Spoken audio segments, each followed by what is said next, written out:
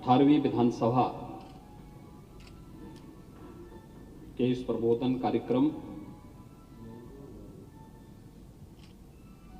और ई विधान कार्यक्रम के शुभारंभ कार्यक्रम में मुख्य अतिथि के रूप में उपस्थित माननीय अध्यक्ष लोकसभा श्री ओम बिरला जी, उत्तर प्रदेश विधानसभा के माननीय अध्यक्ष श्री सतीश महाना जी, नेता प्रतिपक्ष श्री अखिलेश यादव जी, संसदीय कार्य मंत्री श्री सुरेश खन्ना जी, सभी माननीय सदस्यगण,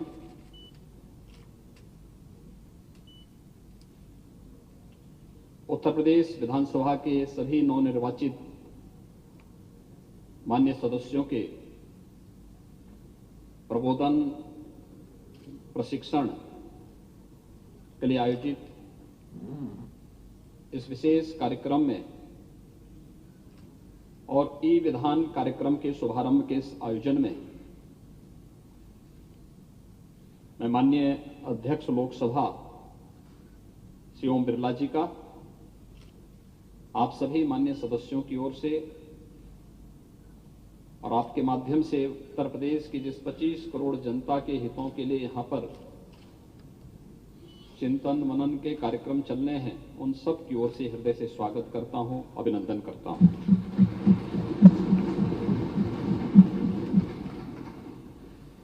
यह हम सब का सौभाग्य है कि आदरणीय प्रधानमंत्री श्री नरेंद्र मोदी जी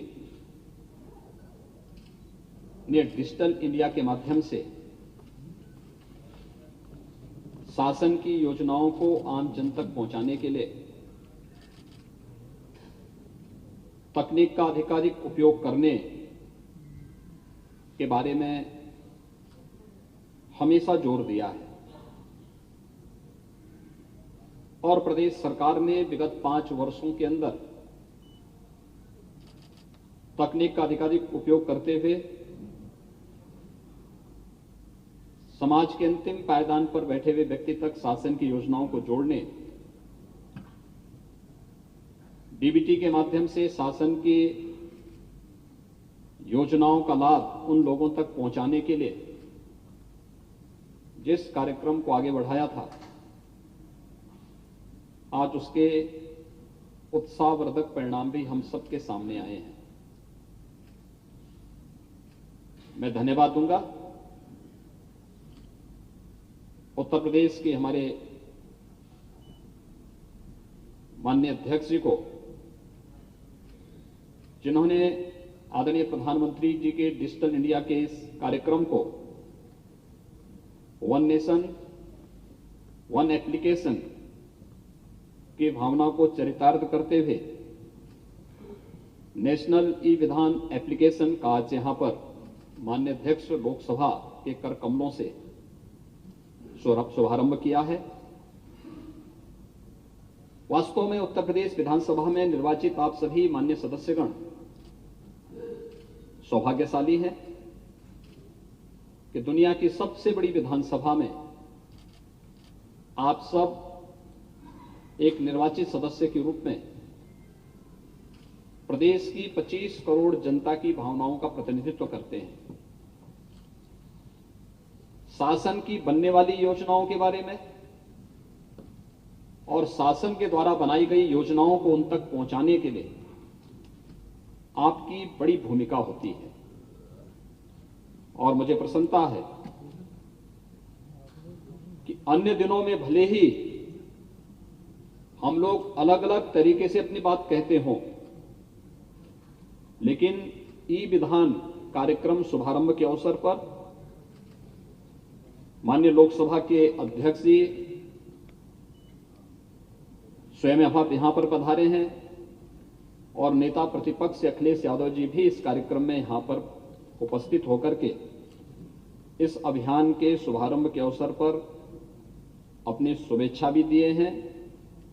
और इस कार्यक्रम को आगे बढ़ाने के लिए अपना सकारात्मक योगदान भी दे रहे हैं। मैं इसके लिए उन्हें हृदय से धन्यवाद दूंगा। वे यहाँ पर आए हैं और उन्होंने इस कार्यक्रम की सराहना की है। विश्वास व्यक्त करते हैं कि विधानसभा की कार्रवाई को इस सकारात्मक भाव के साथ आगे बढ़ाने के लिए और इस तकनीक का अधिकाधिक उपयोग करते हुए हम उत्तर प्रदेश की 25 करोड़ जनता के हितों के संवर्धन के लिए सभी लोग मिलकर के कार्य कर पाएंगे, क्योंकि विपक्ष के द्वारा उठाए जाने वाले प्रश्न आलोचनात्मक जरूर होते हैं, लेकिन बहुत बार उन आलोचनात्मक और अगर वह तथ्यपरक आलोचना है तो अब बहुत सारे कार्यों को भी सजगता के साथ और सुलभता के साथ आम जनमानस तक पहुंचाने में मदद करते हैं। और इस दिशा से सत्ता पक्ष और विपक्ष मिलकर के अगर 25 करोड़ जनता के हितों के लिए कार्य करने के लिए प्रतिबद्ध हों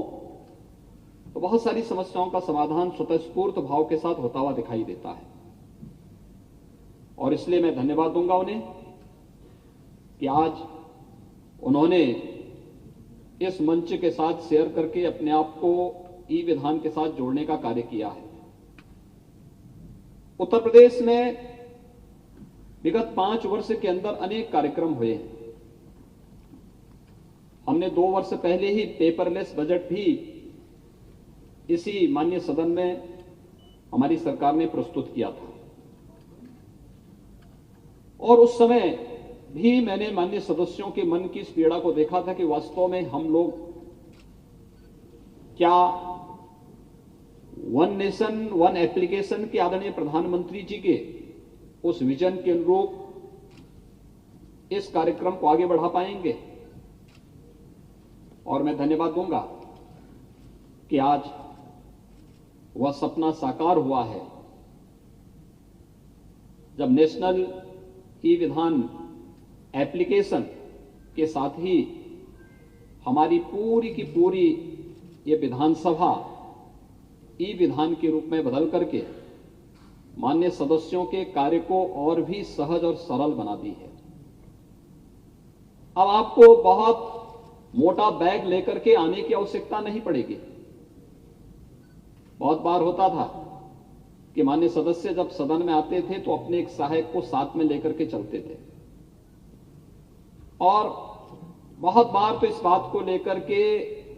सुरक्षा कर्मियों के साथ उनकी बकझक होती थी कि साहब मेरा बैग लेकर के अंदर तक मेरा सहायक जाए। मुझे लगता है कि ई विधान के बाद आपका कार्य और भी सरल होने जा रहा है,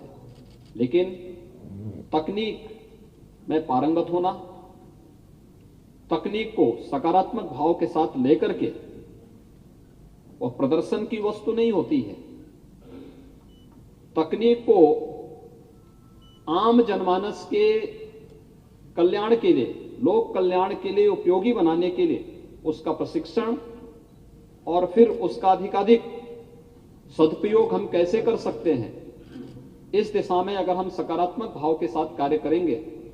इसके अच्छे परिणाम सामने आएंगे और एक स्वस्थ चर्चा परिचर्चा को आगे बढ़ाने में भी हमें मदद मिलेगी। कार्यक्रम के दिशा इसी सदन में संबोधित करने के लिए आए थे जब तमाम विधानमंडलों से जुड़े हुए माननीय पदाधिकारी और स्पीकर से यहां पर उपस्थित होकर के कैसे हमें संसदीय कार्य प्रणाली को और भी मजबूत बनाना है, इस दिशा में एक स्वस्थ परिचर्चा को आगे बढ़ाने का कार्य हुआ था। 17वीं विधानसभा इस दिशा से बहुत समृद्धशाली रही।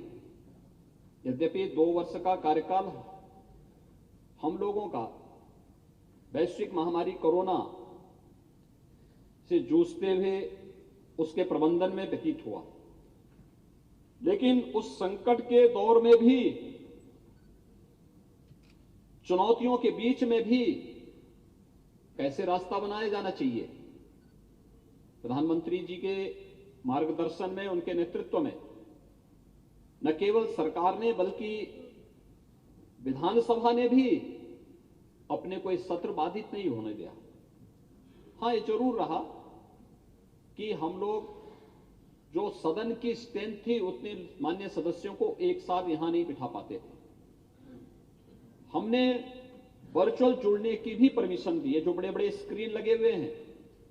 इसी बात के लिए उस समय भी स्थापित किए गए थे कि हम इस स्क्रीन का उपयोग कर सकें और कोई मान्य सदस्य जो 60 साल से ऊपर का है, पहले से किसी बीमारी से ग्रसित है, अगर वह चाहे या अस्वस्थता की स्थिति में है तो वह चाहे तो वर्चुअली भी जोड़ करके सदन की कार्रवाई का में भागीदार बन सकता है। और उस समय भी सदन का कार्य हो सकता है कि हमने सदन की कार्यप्रणाली को नियमित चलाया। हां, उसकी अवधि को सीमित किया गया, लेकिन सदन तब भी चला। सरकार ने अपनी सारी गतिविधियों को चलाया, कोविड प्रबंधन का एक मॉडल खड़ा करने का प्रयास किया। उस चुनौती से जूझते हुए आज हम लोग एक नई विधानसभा की ओर आगे बढ़ रहे हैं। 18वीं विधानसभा का गठन होना और 18वीं विधानसभा के गठन के साथ ही ई विधान लागू होना और उसके प्रशिक्षण का भी कार्यक्रम। कल मैं स्वयं यहां पर आया था, मैंने पूरे सदन का अवलोकन किया था, मान्य सदस्यों के प्रशिक्षण के कार्यक्रम को भी देखा। और मैं आप सभी मान्य सदस्यों से भी अपील करूंगा, 128 नए सदस्य आए हैं। पुराने भी मान्य सदस्य बहुत सारे ऐसे होंगे कि जिनको अब तक ये लगता रहा होगा कि हो सकता है कि इसकी प्रशिक्षण की आवश्यकता हमारी नहीं, यद्यपि हमारे ई कैबिनेट पहले से है। हमने ई बजट 2 वर्ष पहले ही प्रदेश में यहां लागू कर दिया था। लेकिन मेरा आप सबसे अनुरोध होगा कि हम तकनीक से भागे ना, उसको अंगीकार करें। हां, उसका पिछलग्गू भी ना बने, क्योंकि बहुत बार होता यह है कि हम फिर जहां पे पब्लिक से इंटरेक्शन होना है, जनता के बीच में जाना है, फील्ड विजिट हमारे होते रहने चाहिए, क्षेत्र का विजिट होते रहना चाहिए। नहीं तो ऐसा ना हो कि क्षेत्र विजिट के लिए आप भी ये मान लें कि अब हम वर्चुअल ही सबसे संपर्क करके काम चल लेगा। जनता से संवाद के लिए आपको प्रत्यक्ष जाना ही होगा, और नहीं तो वर्चुअली जड़ने की बात तो फिर जनता भी उस समय चुनाव के समय यही कहती है कि आप वर्चुअली वोट भी ले लेना। तो वह स्थिति कम से कम विधानसभा के मान्य सदस्यों के साथ नहीं जुड़ सकती है। हम उसके पिछलग्गू न बने, लेकिन हां, अपनी सुविधा के लिए, प्रदेश के विकास के लिए और 25 करोड़ लोगों के जीवन में व्यापक परिवर्तन करने के लिए तकनीक का अधिकाधिक उपयोग अगर हम करना प्रारंभ कर देंगे तो कोई कारण नहीं कि उत्तर प्रदेश आज जिस दिशा में बढ़ा है, एक जो नया विश्वास उत्तर प्रदेश की जनता ने आप सब में व्यक्त किया है। उत्तर प्रदेश में जो संभावनाएं हैं और पूरा देश और देश का नेतृत्व उत्तर प्रदेश के अंदर जिन संभावनाओं को देख रहा है, इन संभावनाओं को सभी लोग मिलकर के अच्छे ढंग से आगे बढ़ा करके आदरणीय प्रधानमंत्री जी की मंशा के अनुरूप हम देश की अर्थव्यवस्था में उत्तर प्रदेश की भूमिका को पूरी मजबूती के साथ और सही परिप्रेक्ष्य में लाने में सफल होंगे। प्रशिक्षण के इस कार्यक्रम की अवधि के दौरान आप माननीय सदस्यगण अवश्य इसका प्रशिक्षण लें, सभी माननीय मंत्रीगण भी इसका प्रशिक्षण लें और प्रशिक्षण के साथ जुड़ करके ई विधान का लाभ लें और फिर इसका उपयोग प्रदेश के विकास और प्रदेश की 25 करोड़ जनता के हितों के संवर्धन में हम लोग अवश्य करें। इस विश्वास के साथ मैं माननीय अध्यक्ष लोकसभा जी का यहां पर उनका हृदय से स्वागत करता हूं, अभिनंदन करता हूं। आप सबके इस प्रशिक्षण कार्यक्रम के प्रति और ई विधान के प्रति मैं माननीय विधानसभा के अध्यक्ष जी को हृदय से धन्यवाद देता हूं।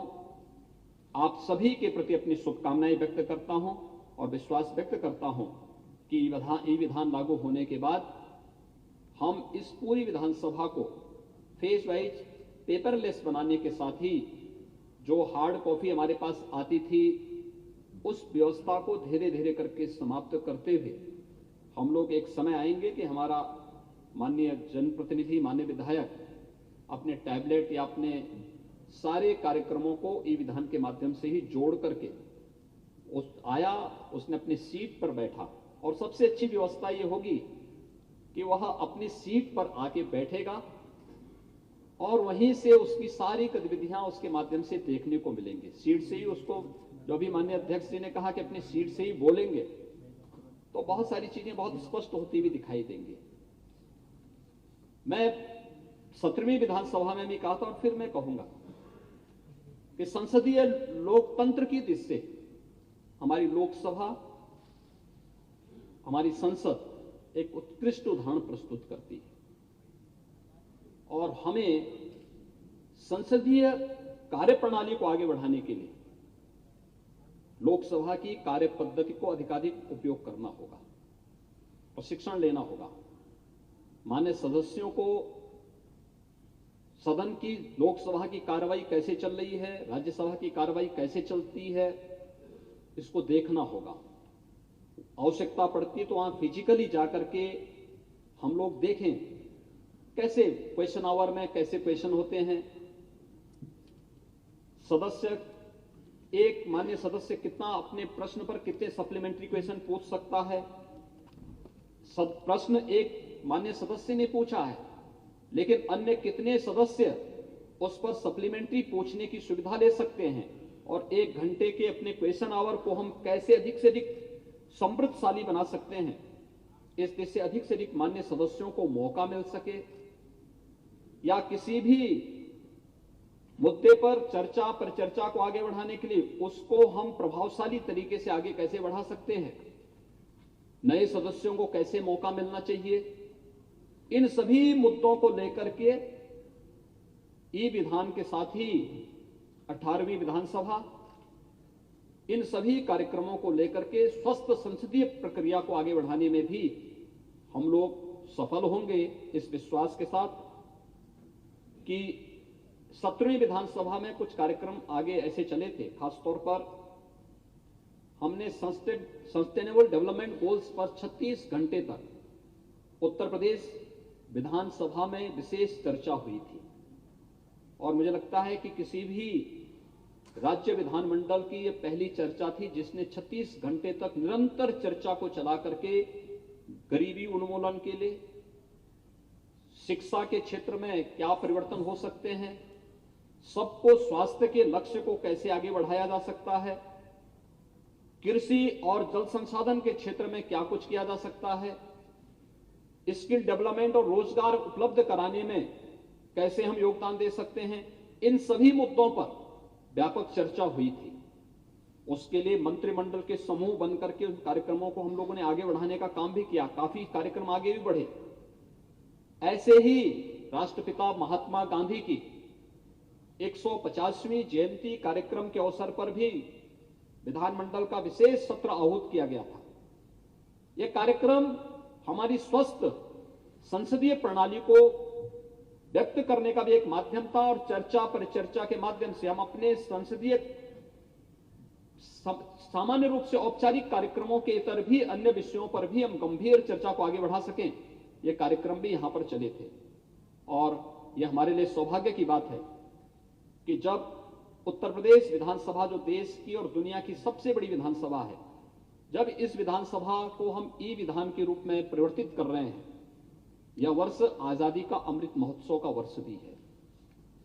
हम सब जानते हैं आदरणीय प्रधानमंत्री जी ने पूरे देश को इस संकल्प के साथ जोड़ने का कार्य किया है। खासतौर पर उन्होंने इस बारे में कहा है कि अमृत महोत्सव, आजादी के 75 वर्ष हम पूरे करने जा रहे हैं। आत्मावलोकन करने का एक अवसर तो हमें दे रहा है, लेकिन साथ साथ हम अगले 25 वर्ष की एक व्यापक कार्य योजना लेकर के चले, अमृत काल इसे मान करके चले। विगत 8 वर्ष के दौरान क्या कुछ हुआ देश के अंदर, इसको जाने, और अमृत काल के रूप में आगामी 25 वर्षों की कार्य योजना, समाज का हर तबके का व्यक्ति, एक माननीय सांसद, एक माननीय विधायक, एक माननीय ग्राम पंचायत में चुना गया ग्राम प्रधान, क्षेत्र पंचायत में चुने गए क्षेत्र पंचायत समिति के सदस्य, जिला पंचायत के सदस्य, उनके चेयरमैन, ये सभी लोग हमारे नगर निकायों के पार्षद, उनके चेयरमैन, महापौर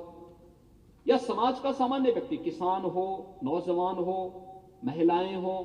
समाज के प्रत्येक तबके का व्यक्ति, कि अमृत काल का उपयोग हम अपने ग्राम पंचायत को, अपने मोहल्ले को, अपने वार्ड को, अपने नगर निकाय को, अपने विधानसभा को, अपने जनपद को, अपने प्रदेश को कैसे हम समृद्धि के मार्ग पर आगे बढ़ा करके सुशासन के उस लक्ष्य को प्राप्त कर सकें जो देश के आजादी के अमर सेनानियों ने जो सपना देखा था, उस सपने को साकार कैसे कर सकें। 25 वर्ष की उस कार्य योजना को लेकर के अगर हम चलेंगे तो कोई कारण नहीं कि अमृत काल का उपयोग भारत को न केवल एक भारत श्रेष्ठ भारत की उस परिकल्पना को जो आदरणीय प्रधानमंत्री जी के नेतृत्व में तेजी के साथ आगे बढ़ रहा है, बल्कि भारत दुनिया के अंदर एक नेतृत्वकर्ता देश के रूप में होगा। इस विश्वास के साथ हम सबको जुड़ करके कार्य करना होगा। अमृत महोत्सव वर्ष में ई विधान लागू करने और माननीय सदस्यों के इस प्रबोधन कार्यक्रम के अवसर पर एक बार फिर से माननीय लोकसभा अध्यक्ष जी का हृदय से स्वागत और अभिनंदन करते हुए अपने उत्तर प्रदेश विधानसभा के अध्यक्ष श्री सतीश महाना जी का मैं हृदय से धन्यवाद दूंगा कि उन्होंने बहुत कम समय में इस बेहतर तकनीक का उपयोग करते हुए उसके प्रशिक्षण के कार्यक्रम को भी आगे बढ़ाया है। क्योंकि प्रशिक्षण अगले 2-3 दिन के अंदर हम लोग इतना पारंगत हों कि 23 मई को जब यहां पर माननीय राज्यपाल महोदय अभिभाषण देने के लिए आए, समेत सदन को अभिभाषण देने के लिए यहां पर उपस्थित हों, तो उस समय एक टैबलेट हम सबके सामने ई विधान के रूप में एक नई तस्वीर उत्तर प्रदेश विधान सभा की प्रस्तुत करता हुआ दिखाई दे। और फिर ये बजट सत्र भी हमारा होगा, तो बजट सत्र का भी एक आयोजन हम इसके साथ देख पाएंगे। हमारा प्रयास होगा कि इस सत्र में भले ही हम आपको हार्ड कॉपी भी उपलब्ध कराएं, लेकिन अगले सत्र से प्रयास होगा कि सब आप सॉफ्ट कॉपी के माध्यम से ही आप ई विधान की कार्य प्रणाली के साथ जुड़ सके। एक बार फिर से मैं इस पूरी कार्य पद्धति के प्रति, इस प्रबोधन कार्यक्रम के प्रति, ई विधान के प्रति, इससे जुड़े हुए विधान सभा से के सभी हमारे जो प्रमुख सचिव और उन अधिकारीगण हैं, उनकी पूरी टीम को, एनआईसी की पूरी टीम को हृदय से धन्यवाद देते हुए आप सभी के इस प्रशिक्षण के प्रति मैं अपनी शुभकामनाएं देता हूं। धन्यवाद। जय हिंद।